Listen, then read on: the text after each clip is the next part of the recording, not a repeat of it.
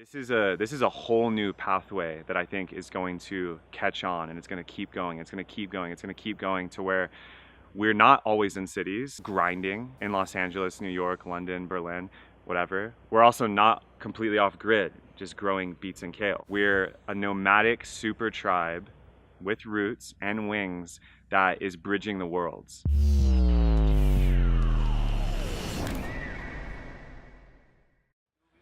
My highest excitement is co-architecting superhero community. Much like the comic book Avenger level teams, the reason that brought me to Collective Legacy is both connecting with new powerful allies and mentors, and also keeping the current channels strong between entrepreneurs, creatives, artists, and really the quality of humans that are gathering at a place like this to make new businesses, to make new projects, to solidify current ones, and the theme of exploring how are we going to live together in the world, creating base camps of consciousness all over the globes, eco-village status, but also in the urban environments too, and how to bridge that. What does freedom culture mean to you? Freedom culture is all about aligning like willpower with sovereignty. So this is what brought me into entrepreneurship, and was the most attractive feature was being a digital nomad, being my own boss, hiring my own team, creating when I want to, where I want to, with who I want to. And if freedom is a culture, individualism, I think the highest principles and the goal to be extracted out of the American dream and capitalist markets and laissez-faire economics is we should be empowered to collect energy, abundance, social networks based on our truest gifts, not in accord with a corporation and organization that doesn't serve life and certainly doesn't serve individuals. Beautifully said. What's something that you are honing in or feel is happening in the collective that maybe you either would want to speak to or just feel like you have something to say about, or might want to bring forward in some way, shape, or form? I guess what's most present for me personally, and I may want to project this on the group because I see powerful couples here, but it is the supercharged union between masculine and feminine, both inside each of ourselves, like bringing those parts together, like action, penetration, feeling, empathy, which I think is key to being a powerful leader, but also for those of us in relationships or those of us seeking relationships.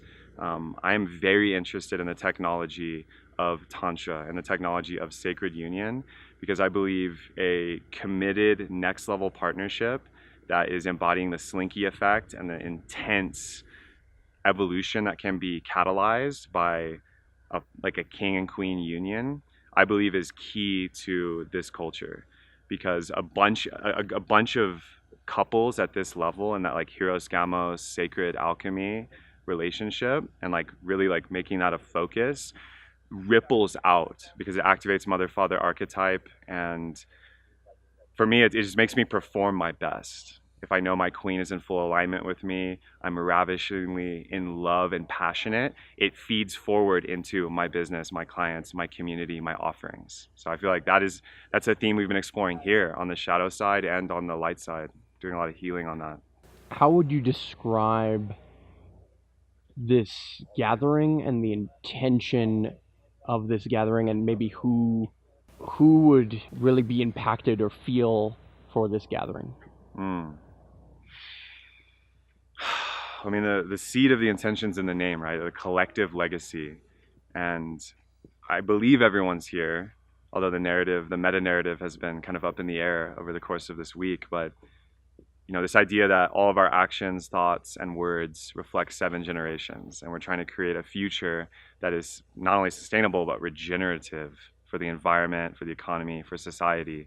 And we have all these world-changing leaders here. So that to me is kind of the core theme. And some of the rub comes from the spectrum, which was touched on yesterday, between 7, 8, 9-figure entrepreneurs and media geniuses and like moguls who have access to resources and networks and have played the matrix game really well and kept their heart, all the way back to the impoverished, those at Standing Rock, indigenous communities, that, you know, since Standing Rock, since coming to the public forum, you know, that's kind of the unique thread at this event I found, and what brought me here, honestly, was how do we bridge that to actually like create action steps around all these things we know in the conscious community, the rainbow prophecy, Shambhala warrior prophecy, you know, the tapestry of all creeds, nations, and cultures coming together, living in villages, and co-creating the new earth paradigm, which I still don't really know what that is. And I think that's another thing here is like we're figuring what is that. I agree it's an experiment. How do you feel the experiment is going so far? And you know, sometimes in these videos we only talk about like, oh, it's so great. Right, right. You know, give me the raw feedback of how it's going, and also how we're all surrendering to that. And in and of itself, it's kind of weirdly like a superhero story arc, right? Like it's kind of Totally. working in its own way, right? So It is. yeah, talk to me a little bit about that. Right, right. So like raw, honest, radical feedback. Having been a veteran of both like conferences, old school personal development, you know, like giant meetups, traditional masterminds, and then festivals, of course, Burning Man, festival culture, rainbow gatherings. This is a very interesting hybrid where we have like, we have mastermind vibes, we have the festival culture vibes because of the burn decompression kind of arrived here, including myself. And we have this indigenous like ceremonial component, and we're navigating those. Now, on one side, the mastermind conference world, and we've spoken about this, is too structured. It's a white CIS male on a stage talking at a group. And then you kind of go through these like cheesy activities. Everyone's wearing the same clothes and very persona based. Too much order, not enough organic flow. Then you have like rainbow gatherings, like a camp out, which is like just a bunch of hippies like playing music and just kind of chaotically and like somewhat messily congregating. Still be very beautiful. Here we have had something in between where we've been very much flirting with the line between chaos and order. And from my experience, and maybe it's because I came here very raw and like surrendered, not like in a whirlwind of purpose, but in kind of a digital detox. I feel as if we've flirted a little too much with chaos. This idea of decentralized, you know, co-creation, the idea of, you know, not having a firm leader that's just like in front, you know, like not having programming per se. It has been a surrender experiment, and one that, you know, organically I think has triggered and inspired a lot of people, because everyone here is a leader and an influencer. Everyone wants to offer something, and yet the container is not like a daily program schedule. So I found myself getting a little frustrated, but also a student of the ongoing dialogue and processing of like, what are we doing here? What is the collective vision, as you mentioned? What is the story arc? Like, what act in the hero's journey are we at?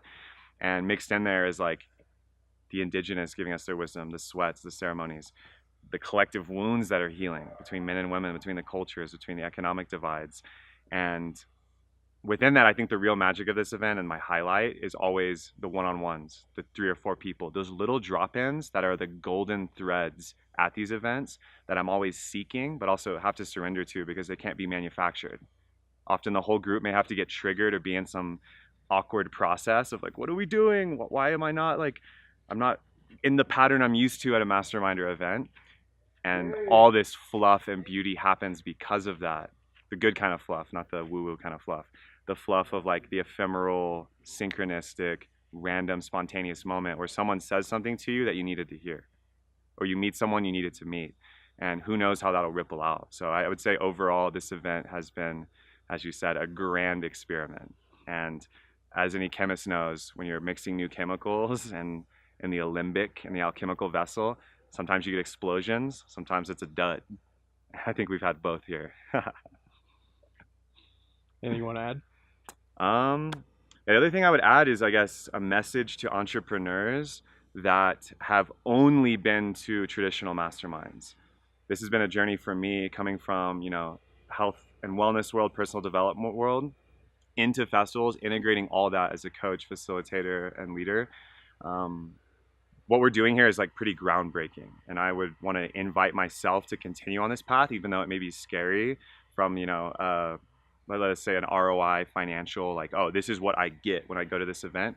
It's not clear at these events, and they have been the most valuable because of the discomfort I've felt and the radical experimentation and the new kinds of wisdom and people that you can meet when you meet in an eco village off grid and don't have a specific agenda. I think we are upgrading continuously. However, the old style of like renting a hotel conference room or going to Vegas or even going to like Ibiza, like beautiful, love it, let's keep doing it. And like this new thread, like the thread of Superhero Academy, the thread of freedom culture, collective legacy, like this is a whole new pathway that I think is going to catch on, and it's going to keep going. It's going to keep going. It's going to keep going to where we're not always in cities grinding in Los Angeles, New York, London, Berlin, whatever. We're also not completely off grid, just growing beets and kale. We're a nomadic super tribe with roots and wings that is bridging the worlds. So we can go off grid together, celebrate, renew, still do business, still serve, and we come back into Babylon and we just like blow it up like Neo in the Matrix. And once that trade route is established, I think this is a pioneering part of that. Once that trade route is established, we're going to see the next wave of entrepreneurship, the next wave of philanthropreneurs, value offerings that are not anything like we've seen before.